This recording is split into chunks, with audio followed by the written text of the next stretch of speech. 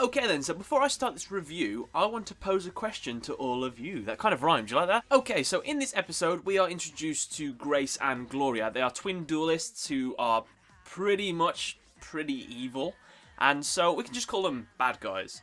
Now, the question I want to ask is, if throughout the entire Yu-Gi-Oh series, how many evil female duelists have we had? Like, top tier, like, kind of things, like, I don't think we've ever had, like, a boss, like a final boss female duelist. I know there's Yubel, but Yubel it's a bit of both. I don't know which way you want to go with Yubel, to be honest with you. I mean, the only people I can really think of are things like Camula, and then there's May and Akiza, but they obviously become good guys, or they started as good guys and they were, like, possessed or, like, influenced by evil or something like that. So, I was just thinking about it today when I was watching this episode, like, there aren't enough bad guy female characters, or at least they should make, like, a final villain to be a woman or something like that. I just think it'd be an interesting thing to do because they haven't done it before. So yeah, unless I've got this wrong and I'm not thinking of someone that is actually like a key player. So let me know in the comment section below if I've missed anyone. But I just want to hear any thoughts on any female villain duelists or antagonist duelists. I mean, could you imagine if the main character's rival was a girl? Could you imagine that? Because we've not seen it yet. Or even a main character as a girl. Yeah, that was just one of the questions that this episode posed to me that I just thought about. So this episode, getting back to the review, Sayaka, she runs off because she's thinking to herself, she's serving soup to people, and she's like, man, I was a real dick to not help Rin when I was supposed to. So she runs off instead, leaving all the people who were trying to get some food to just like, can I just take this food then? So everyone obviously goes looking for her. We get like people go up in like tag groups. So it's like Yuya and Kurosaki, Sawatari and Gongenzaka. So these are basically the Tag-Duel groups we're going to have throughout these next two episodes. This one and the next one. Sayaka meets up with that lad, and I forget his name. He plays basically a railroad deck. The only thing I found weird about that lad's deck was the fact that because it was a railroad deck, it didn't actually have the... I'm forgetting the name of the card.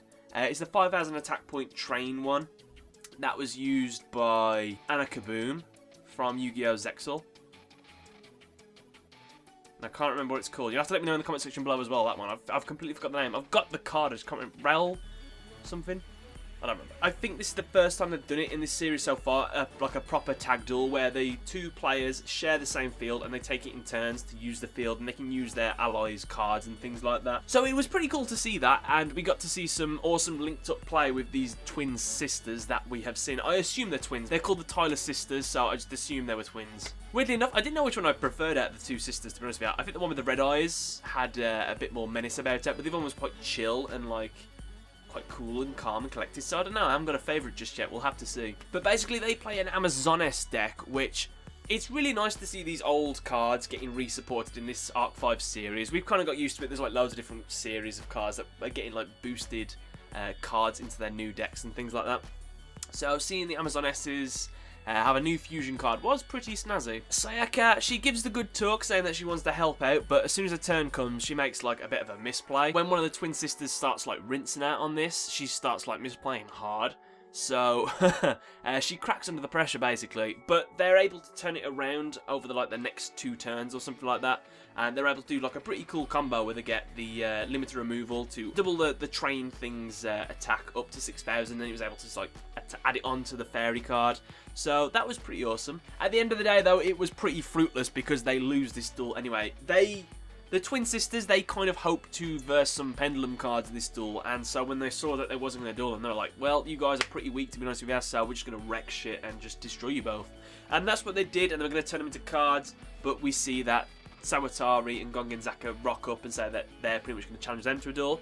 But it was weird because in the preview for the next episode, we see that Yuya and Kurosaki are dueling them instead, so maybe they turn up before them and duel them instead, or maybe those two get beat before Yu and that get there. So we'll have to see what happens in the next episode. Another thing we saw in this episode was basically how Asta Phoenix, he is not pleased that he didn't beat Yuya. In fact, I would say he's borderline going mental about it.